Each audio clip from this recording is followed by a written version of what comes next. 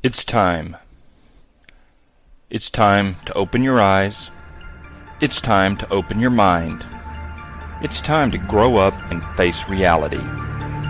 It's time to lock and load because it's MeatTrapper time.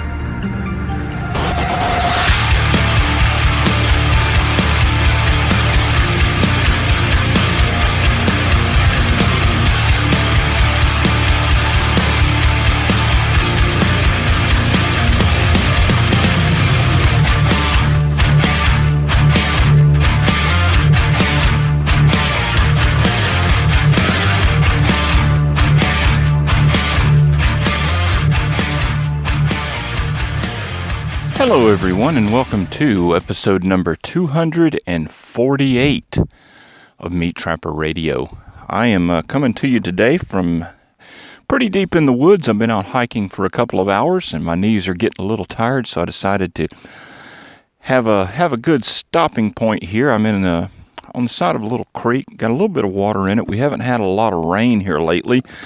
And that's one of those things about this particular area in Tennessee. A lot of the creeks are rocky, and when it rains, they turn into raging torrents.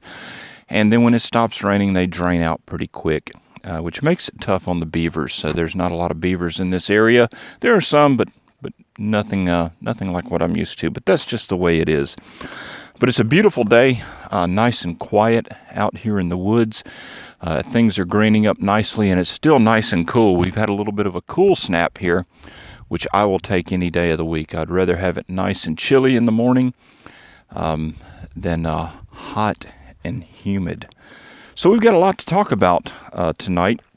We are going to, I'm going to do a segment here on how to make your own breakfast cereal. We're going to start trying to get a little more practical and maybe a little less political, at least for a while we can. So I'm going to tell you exactly how I do that, and so then we're also going to hear from Clint. He's going to talk about how to make wild pesto sauce. If you're not familiar with pesto sauce, it's basically a sauce. Sort of has an Italian connotation to it, and you can use it on a lot of things. You can use it on pasta and on toast and everything. And basically, it's some olive oil and a bunch of different herbs sliced up and ground up. But you can make your own. He's going to tell you exactly how to do that, because just like my DIY breakfast cereal that I'm going to talk about, every time we can distance ourselves from this corrupt, putrid, inflationary system, the better off we are. The more money we can keep in our pocket, the healthier we can be, and the less we are dependent upon the morally bankrupt cretins that are running this nation. And that's a good thing, to be independent of them. And he's also going to talk about some more medicinal plants and stuff like that. Then I'm going to share some of my trapping hints and tips. We're going to talk about culvert trapping and different things like that. Just some basic tips. I had a pretty good response on the last time that I did some trapping tips, and I think I'm going to do that for the next couple of episodes as well. Have a segment on the trapping tips and lessons learned. We talked about foot snaring last time, because after all, this is MeatTrapper Radio. And then I'm going to finish up with my thoughts on cheap knives, and I may just surprise you. Because as you know, I have designed, made, and sold my own skinning knives, custom-made knives, and I'm a knifeaholic. I need to go to a 12-step program and sit in a circle and raise my hand and say, "Hi, I'm MeatTrapper, and I'm a knifeaholic." Because I like knives. I like all kinds of them. I like big ones, little ones, expensive ones, cheap ones, and it's easy to pull out a credit card and solve a problem, but that's not always an option for everybody. And so I'm going to talk about cheap knives and some of my thoughts on that as well. So we're going to start off with Clint and his segment on how to make wild pesto sauce and some of his thoughts on medicinal plants. So let's take a listen to what Clint has to say. Howdy, folks.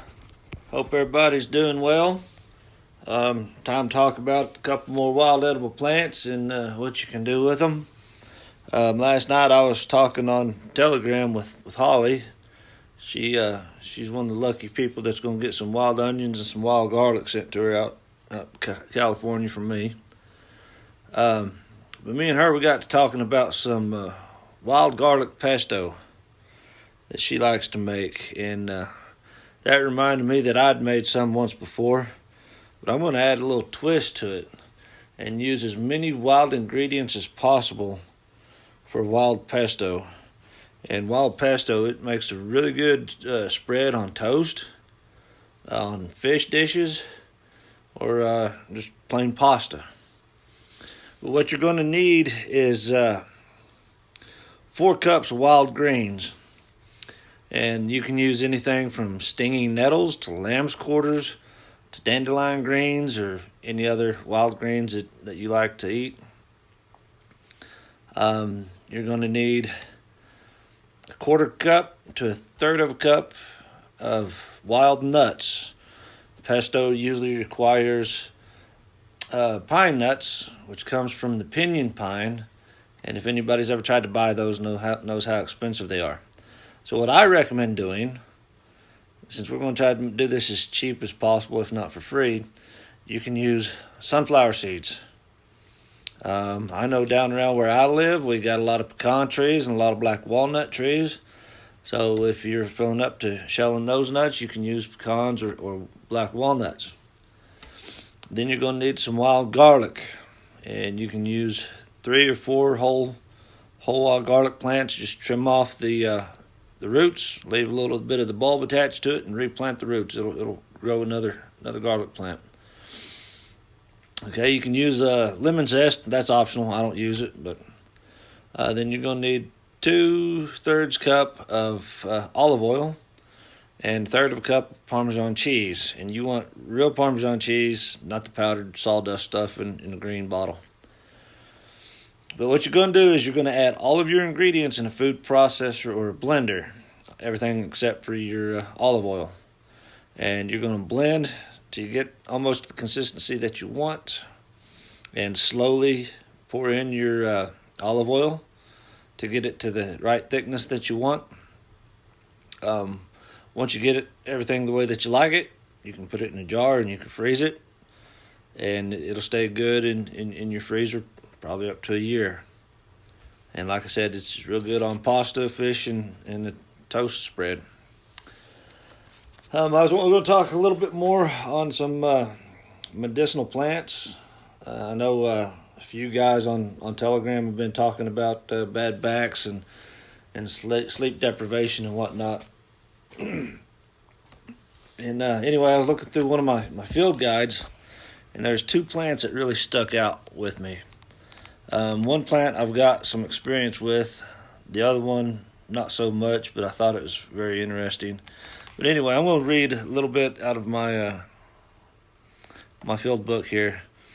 But the first plant is mullein, and it's just common mullein. And it says that it's a non-addictive narcotic painkiller. Stalks of velvet soft, fuzzy, green-gray leaves with yellow flowers, 5 symmetrical petals. Fuzzy leaves get smaller the higher they are on the stem. Yellow-colored 5-petal flowers show up second year, crowned around 8-foot-tall stalks. The entire plant is useful. It helps promote sleep. It's an antihistamine, antidepressant. It's a fungicide. It's a hypnotic. It's a sedative. It can be used as a pesticide. The oil used to destroy germs. Tea is good for lungs. And the way I understand it is it's kind of like Mucinex. It helps expel all the phlegm and mucus that's in your lungs. Let's see, it's good for colds, coughs, kidney infections, bleeding of lungs and bowels, diarrhea, gum disease, ulcers, cramps, convulsions, earaches, lymph system. The leaves soothes mucous membranes. Again, that's, in your lungs and whatnot. Antiviral used for anti-flu, anti-tumor. Again, it's a sedative, slightly narcotic. And anything that's narcotic, you don't want to overuse it. But I think it was Rob was talking about how he uses this to help sleep, and I think he uses it with passion flower, I think is what he said.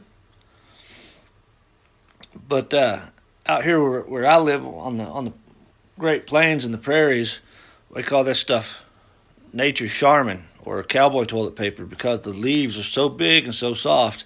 It's just like Charmin toilet paper, and you can guess what it's used for.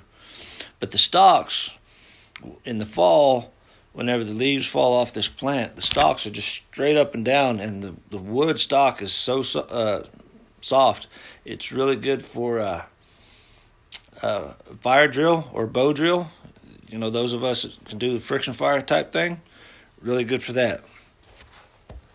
The other plant is a mugwort, and this is a very old traditional plant. It says sharp spiky leaves, hairless on top, have white woolly hair underneath. 3-foot stems, sometimes purplish. Small greenish yellow cottony looking flowers on spikes. Leaves are edible, somewhat bitter, good for digestion, stomach acid, bile production, gas, bloating, nutrition absorption, and liver. It says it's used for centuries in antibacterial, antifungal, worm expeller, anti-inflammatory, anti-antiseptic, antispasmic, digestive, diuretic, expectorant. So again, it'll help with the expelling mucus and phlegm from your lungs. Stimulant, stomach aid, and blood cleaner. A tea is used to hide pain, headaches, promote sweating, regulates menstrual cramps, lowers blood sugar, rheumatism, colds, bronchitis, epilepsy, colic. It's good for the nerves, kidneys, shaking, stomach aches, asthma, insomnia. So that's another good one for sleeping is mugwort. It's good for tumors. It's to help stop bleeding. So you could probably chew that up into like a poultice and put that on a small wound if you needed to. The leaves contain compounds to be shown to be effective against staph and strep. It's good against dysentery and E. coli. Tea also used an insecticide and external for skin conditions like poison ivy. Now this is what I like about this stuff. Whenever I said it was old traditional plant, this plant mugwort was actually used to flavor beers. For beers that were made before the use of hops. It has that bittery, hoppy type flavor. And my mentor, Jackie Dill, she would take this plant and dry it out on her back porch. And she would put it in her pillows. Just the smell of the plant would help induce sleep for her. And she said that the Native American Indians would eat this stuff and drink the tea made from mugwort and sleep on it. And it would help induce very vivid dreams. So a lot of times whenever you hear Native Americans talk about the visions that they have whenever they sleep, it was from this plant right here. Anyway, tribe, I just wanted to share a few other plants with you. I hope y'all are brave enough to try some of that wild weed pesto sauce. Anyway, hope everybody's doing well, and we'll talk to y'all later. Well, thank you, Clint. I certainly appreciate that. And, this is a great topic that you talked about because, all too often people think about going out and foraging greens and, just munching on leaves, or maybe adding them to an existing salad or something.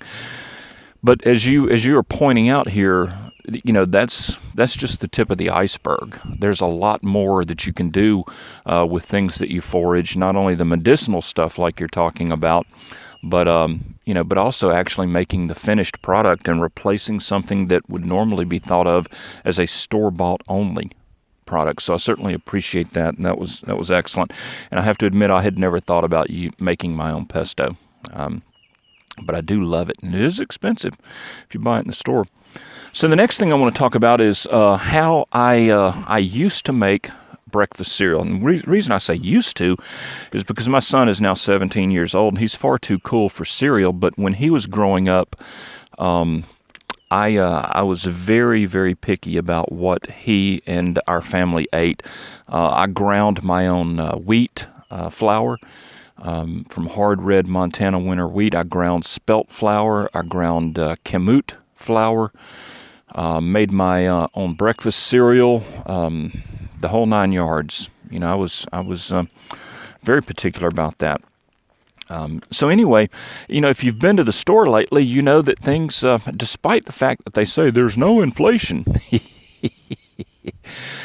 don't get me started on these people. But, you can go down the cereal aisle and you're going to notice two things. Number one, a box of cereal is expensive these days. Number two, the box has gotten a lot smaller than it used to be. And number three, it's all poisonous garbage. You've got what is it? Chocolate cereal. Remember all of that? We had Count Chocula and Boo Berry, and man, it was just poison, sugar. And it's gotten worse today because of the ingredients. They've cheapened every ingredient that they can. They're using high fructose corn syrup, which is nothing but poison. Anybody that puts that in food, I think ought to be put in prison. But that's just me. I'm crazy. So don't listen to me. But you can make your own breakfast cereal, and you can make it cheaper than you can buy it, and you can make it a lot better and healthier than what you can buy. And when you do something yourself, you can do it how you like it and tailor it to your taste and your family's taste. So I'm going to give you my basic recipe here. And in a recipe, I don't mean to be measured out and weighed out. I use recipes like guides. And once you get to where you cook a lot, that's all you need is a guide.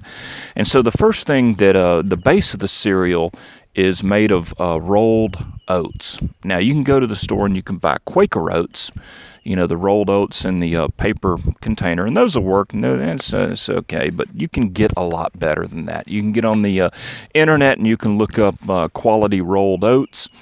You can get them in different thicknesses depending upon your personal taste, and you can also buy them in bulk. You can order them in bulk, or if you live near a place that caters to the Amish or Mennonite community, there's some stores.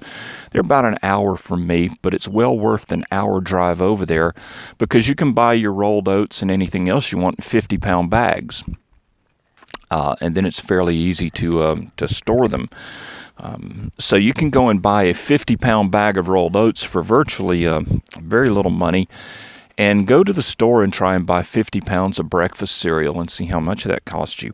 So what I'm going to do is I'm going to start out with 2 to 3 pounds of oats. And I get a big stainless steel mixing bowl, and I put the oats in there. Okay. Now, the next thing that I'll do is I'll take about a cup of whole wheat flour. Now, if you're not into wheat, a lot of people don't eat wheat. I've cut way back on wheat.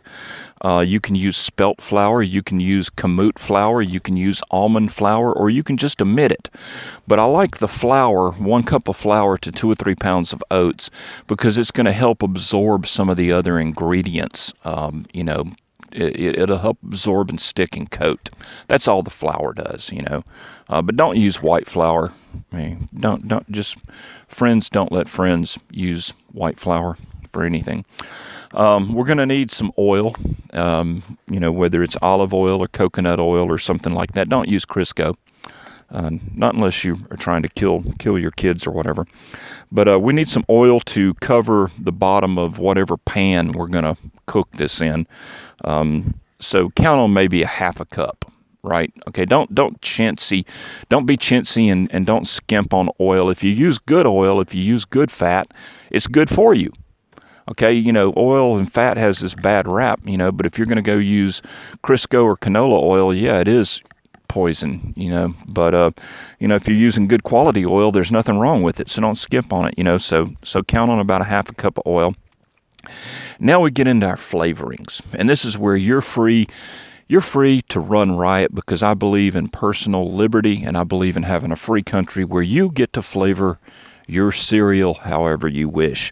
So one of the things I like is cinnamon and nutmeg. So I'm going to use about 3 teaspoons of cinnamon, as I like a cinnamon flavor, and I'll sprinkle that onto oats and the flour, and then I'll throw a couple of pinches of nutmeg and maybe a pinch of ginger in there. Just up to you. Now, the next thing that always goes well with cinnamon and nutmeg is vanilla flavoring. Now, you got 2 types of vanilla flavoring. You got real and you got fake. And guess what most of it in the store is? How'd you guess? But if you go and look, you can find real vanilla extract. And a lot of times it's in the Mexican section of the food, because the Mexicans still like real food instead of fake food. But I always get the real vanilla extract. And so I'll throw about a teaspoon of that in there. Now, here's where you really have to make some choices. It comes to sugar and sweetening. Okay, if you're into sugar, you can throw about 1/3 of a cup of sugar in the bowl. Now, I do not like raw, white, granulated sugar. I think it's bad for you. But you can go and you can get some of the raw, unprocessed sugar, that has sort of a brown sugar to it, brown coloring. And don't make the mistake of thinking brown sugar is natural sugar. It's just white sugar that's been processed. When I say brown sugar, I mean real sugar or unrefined, unprocessed sugar. Now, one of the purest forms of that I've been able to find is, once again, you go to your Mexican Invasion Resupply Depot, also known as a Mexican grocery store, and you can find these little things that are called piloncillos, and they're little pylons. These are little pieces of sugar. They're about the size maybe of your fist, and they're shaped like a pylon, like a traffic cone. And they're brown in color, and they're hard. They're wrapped up in cellophane. They're called piloncillos. And you have to grate these things because it's hard. And all this is the actual cane juice that's been poured into a mold, into a little pylon-shaped mold, and allowed to harden. And this is really good sugar. So, enough about that. You can also use syrup or honey if you wish. Whatever you want. Whatever you think is the right thing for you to do, that's what you need to do. So honey, you can put in molasses if you like a dark backstrap molasses. Or if you want to get a highbrow, you can get agave nectar, which has a very low glycemic index. So you can put whatever kind of sweetener that you want in there. So what you do is, and then now you can come into your add-ins. You can put raisins, almonds, cranberries, blueberries, anything you want. It's a free country, and it's your cereal, so you can put whatever you want in there. And then what you're going to do is you're going to mix this mixture up. And the idea is to get the oats and all the stuff that you've put in there, get it coated with the sweetener, with the honey or the syrup or whatever you've got in there, and get it all coated up, and then get the flavorings, the nutmeg and the cinnamon and all of that evenly distributed on all this, because we're basically making some granola here. We're going to be granola eaters with this. And so once you get that done, now you gotta cook it. Okay. Now there are people that will put this in the oven, spread it out on a cookie sheet, put it in the oven and cook it that way. Or you can get you a big thick cast iron pot, which is what I like to do. Put your oil in there that we talked about, get it good and heat it up, and then put it in there and cook it. Either way, you want to apply some heat to this, because the idea is to toast the cereal. Okay, that's what you're trying to do. You're trying to dry it out and toast it. And so then once you've done that, then what you need to do is let it cool to room temperature and let any remaining moisture escape out of it, and then it's ready to be bagged up and it's time to eat. Okay, and so by doing this, you can make some really good, really healthy breakfast cereal, fairly cheap, and you can tailor every ingredient in there that you want. And you can eat it as granola, like trail mix. dry, or you can put it with milk, feed it to your kids. They get a good, nutritious breakfast. If you're not into dairy, you can use coconut milk. You can use almond milk. Like I say, you can, you can do anything that you want. But like I say, if you go out and you buy you a 50-pound bag of oats, you've got the basics for a lot of cereal for your family. A lot of trail mix, a lot of good quality carbs. And see, once you start doing this and you have this stuff stored up, you add in some fish that you've caught for supper, meat that you've trapped or hunted with, and then you throw in some bulk stores of noodles or rice or lentils, and then you do what Clint's saying and you get out and you forage for some greens. Are you starting to see how this all comes together? And it really becomes quite a substantial support system for your food that gets you out of the grocery store and gets you off of the poison that they're pouring down our throats. And it puts a lot of money in your pocket. So there's a lot to be said for all of this. And it's a system. You can't just go out and forage for some greens and be independent. You can't just make some cereal and be independent. You can't just go out and catch some beavers and be independent. But if you work this into your life over time, your wife can be the one that's in charge of making the cereal. And if you teach your kids some basic stuff, they can go out and forage for stuff, and then you can take care of the meat. And what have you, and it all comes together and it involves your entire family, and it's not a bunch of crazy right-wing insurrectionists, white supremacists, neo-Nazi, Trumpism, crazy stuff. It's something that the entire family can do that's not looked upon as crazy. Doesn't have that stigma. And then, of course, you can make this stuff and you can give it away as gifts, and hopefully raise awareness to other people. So anyway, that is going to bring to a close the first half of tonight's show. And if you are a Patreon member, stay tuned. We're going to have a lot more coming up on the second half of tonight's show. We're going to talk culvert trapping, and we're going to talk knives. Give you my opinion on all of that. So if you're not a member, you may want to check us out. Go to MeatTrapper.com/Patreon, Patreon.com/MeatTrapper, and you can get all signed up. We've got all kind of bonus stuff over there, and resistance trapping, and books, and movies, and all kinds of good stuff to take care of any time that you may have to kill. And we also have a members-only Telegram channel that is available if you're a supporting member. And if you're a supporting member and you're not on Telegram, you really ought to consider checking it out, because there is just a lot of stuff going on there. I could sit here and I could do episode after episode just by reading the conversations on Telegram. That's how much stuff is there. So anyway, if you're a member, stay tuned, and if not, we'll see you next time.